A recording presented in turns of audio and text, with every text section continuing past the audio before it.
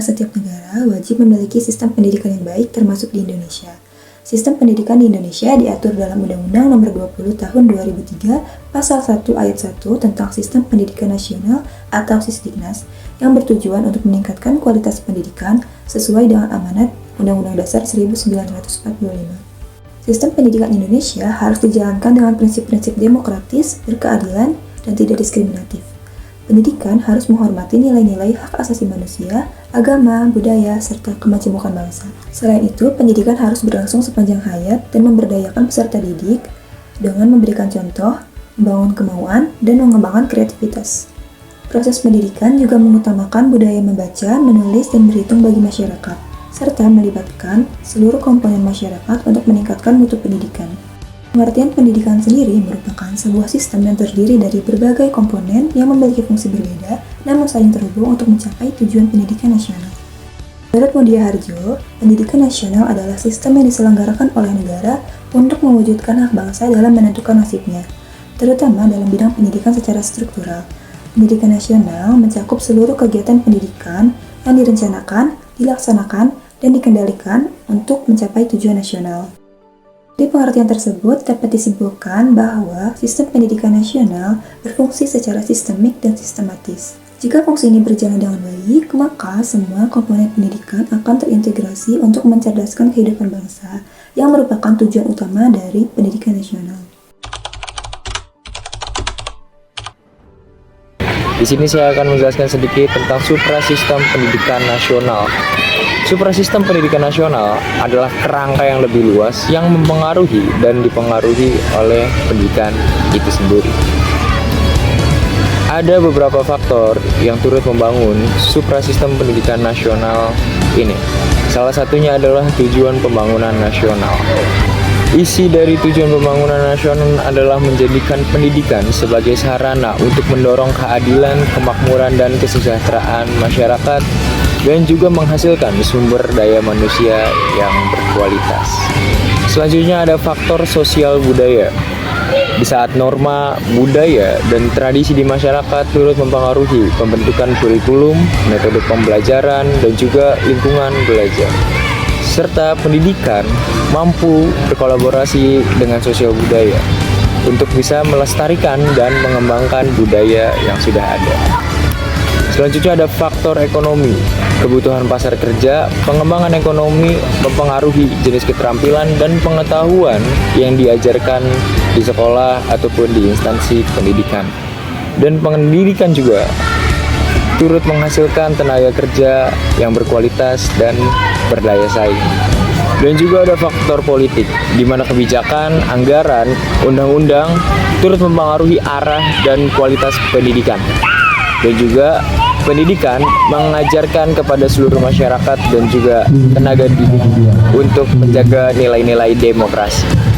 Kesimpulannya adalah suprasistem pendidikan nasional merupakan sistem multidimensional yang tujuannya adalah merealisasikan tujuan pembangunan nasional untuk bisa mendorong keadilan, kemakmuran, kesejahteraan masyarakat Indonesia. Selanjutnya ada tujuan. Tujuan pendidikan nasional dirancang untuk mencapai sejumlah tujuan yang disesuaikan dengan kebutuhan masyarakat Indonesia. Pendidikan nasional bertujuan untuk meningkatkan kualitas sumber daya manusia di Indonesia, meningkatkan ketakwaan terhadap Tuhan Yang Maha Esa, memperkuat kepribadian dan rasa cinta tanah air.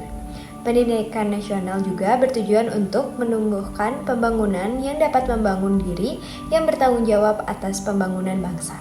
Selanjutnya, fungsi dari pendidikan.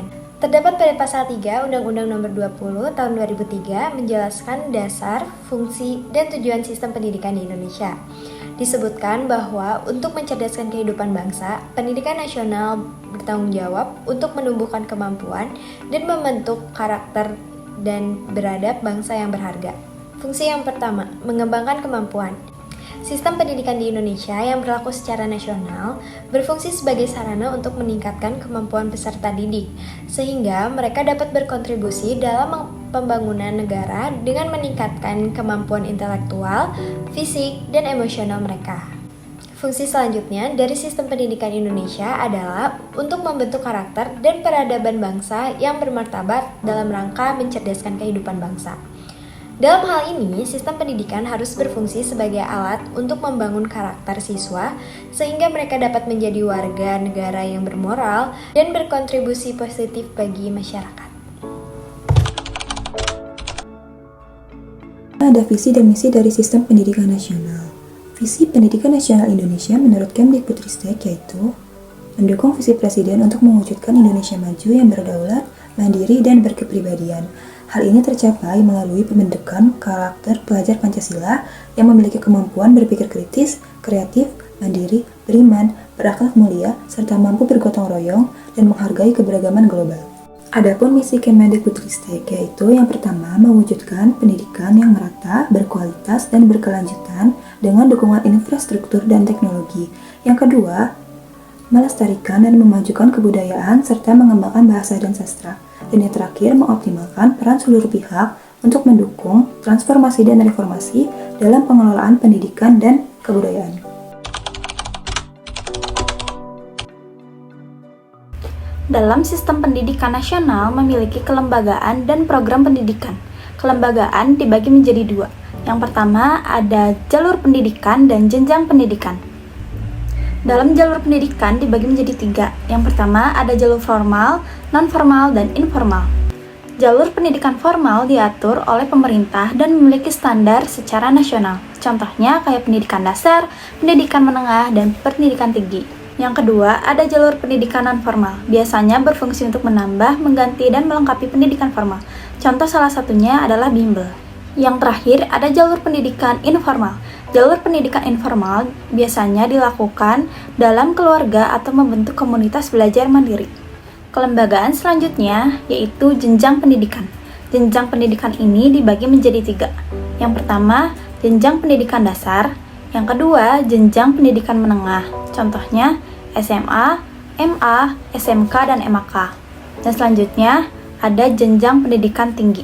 Selanjutnya ada program pendidikan. Program pendidikan ini dibagi menjadi dua. Yang pertama ada jenis program pendidikan dan kurikulum program pendidikan. Nah, untuk jenis program pendidikan ini dibagi menjadi 8. Yang pertama ada pendidikan umum.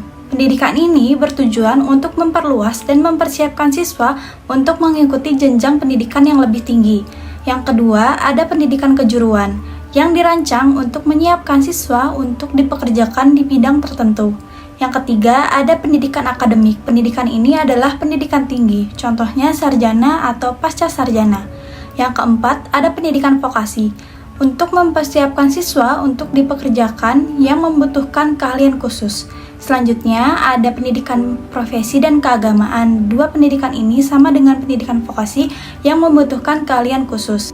Selanjutnya, ada pendidikan khusus. Pendidikan khusus ini jenis pendidikan yang diberikan kepada siswa yang memiliki kecerdasan yang luar biasa. Selanjutnya, ada pendidikan kedinasan. Pendidikan ini adalah pendidikan khusus untuk melakukan pekerjaan sebagai pegawai atau calon pegawai departemen atau lembaga pemerintah non-departemen. Selanjutnya ada kurikulum program pendidikan.